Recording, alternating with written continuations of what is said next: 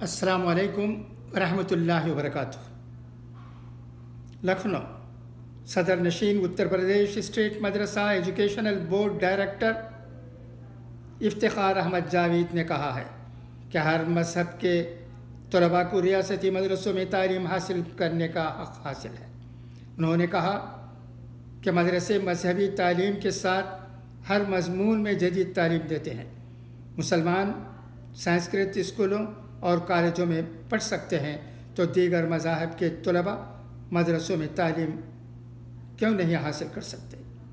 میرے خیال میں مذہب کی وجہ سے طلباء میں بھید بھاؤ نہیں ہونا چاہیے۔ میں خود بھی بنارس ہندو یونیورسٹی کا طالب علم رہا ہوں۔ ڈاکٹر جاوید کا یہ بیان national commission for protection of child rights کی نوٹس کے جواب میں آیا۔ NCPCR نے ان تمام سرکاری امدادی مسلم مدرسوں کی تفصیلی انکوائری کا مطالبہ کیا ہے جو غیر مسلم طلباء کو داخلہ دیتے ہیں۔